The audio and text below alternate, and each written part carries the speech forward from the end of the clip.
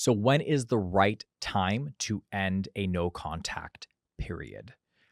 If you don't know who I am, my name is Danny, and I'm one of the coaches here at Love Advice TV. And this is a question that I get asked all the time in my one on one coaching sessions. And honestly, it's a pretty legitimate question. Why?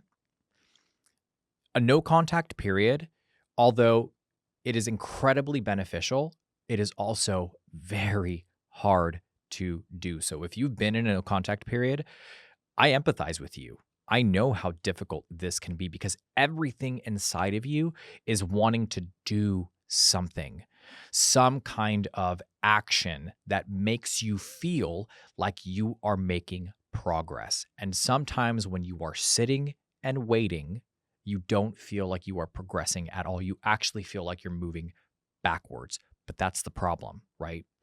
It's not that you're moving backwards, it's that your mindset is convincing you that you are. So the first thing that I tell people all the time when it comes to a no contact period is understand this.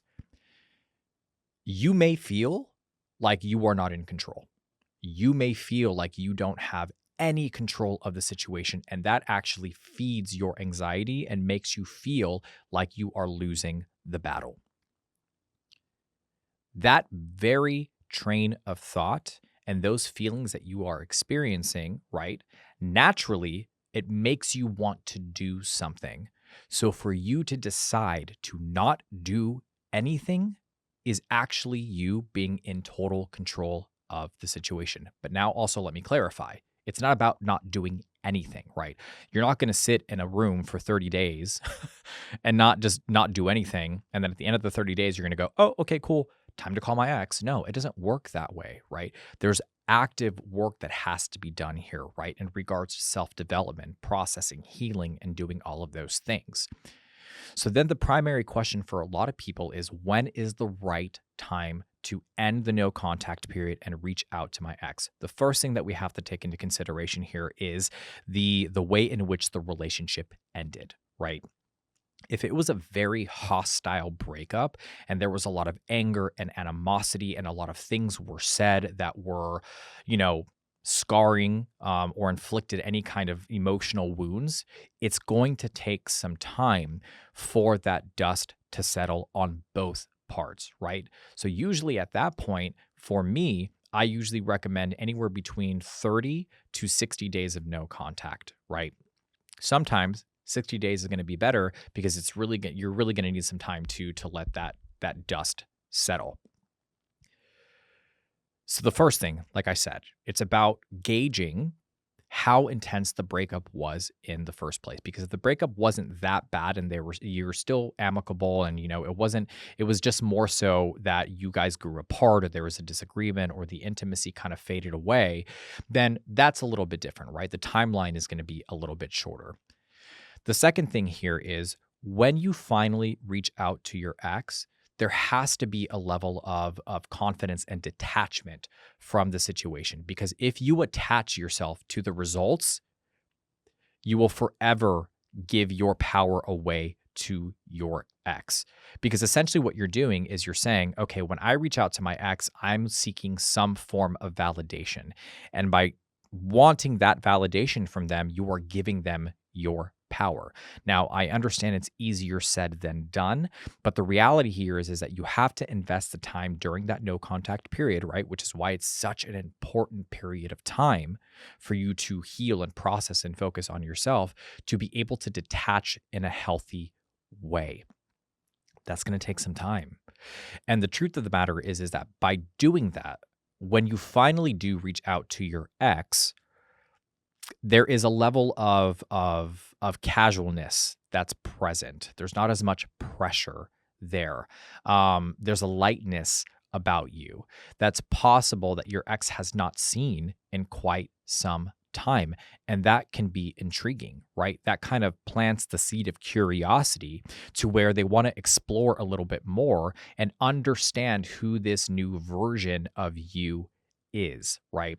But if you're the same old person and you haven't really changed and you haven't worked on yourself and you just kind of sat there waiting until the no contact period, reached its 30 days and then you reached out and there's all this anxiety and pressure and you're wanting to hang out and you're wanting to see them and you're making them feel bad because they don't want to, it's not going to work, right? At that point, you've pretty much wasted the no contact period. So making sure that you are really prioritizing yourself and your healing. And the third thing here is sometimes you don't have to plan to reach out to your ex.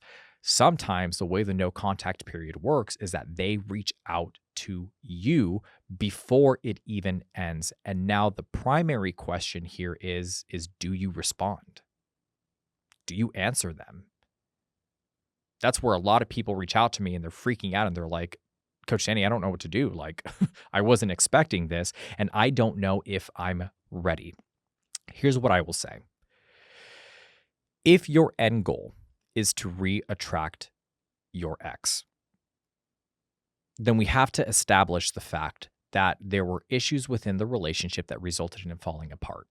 And if you're able to acknowledge your part of that, right, and take accountability and work on the things that you need to work on, then if your ex reaches out to you before the no contact period ends and you've acknowledged and at least invested some time in that work and you feel better emotionally and mentally, you don't have to wait until that 30 days is over.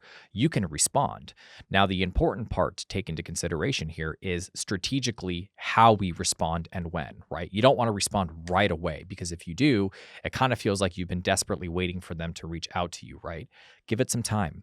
Play it cool. Wait until the end of the night to respond to them or maybe the next day, right? Because that kind of also creates that feeling of like, is he going to respond? Is she going to respond? I'm not 100% sure. And then when you do, there's a sense of relief on their end as well. So again, keep in mind, there's three primary things to take into consideration when we talk about ending a no contact period. The first one is understanding the severity of the breakup. That's going to be huge, right? Because that will determine how long the no contact period goes for. The second thing to take into consideration here is ensuring that you're not wasting your time during that no contact period and that you're allowing yourself to process and heal so that you can detach from the situation enough that when you do reach out, there's an air of confidence and casualness and lightness about you. That's going to be very important. The third thing here is you may not even have to reach out. They may reach out to you beforehand. And being consciously aware and knowing whether you are ready to engage in conversation or not. Because if you're not ready, that's okay. You don't have to. That doesn't necessarily mean that you've completely missed your window of opportunity, because I know that freaks out a lot of people. But if the end game here, if the goal here is to re-attract your ex, keep in mind, this is a great opportunity to reconnect, but we're going to have to work on fortifying yourself emotionally and mentally. And that's usually where a coach comes in, where we can help you and support you and guide you through that process. So if you're going through that right now, if you're super confused, if you need help, if you feel like you're almost there, but you just haven't gotten to where you want to get to, reach out. Super happy to support you and guide you through that process. This is what I do on a day-to-day basis with clients. And I can provide you with a tailored strategy specific for your situation. Please make sure you're leaving a comment down below. You're letting me know what your situation is. You're asking questions.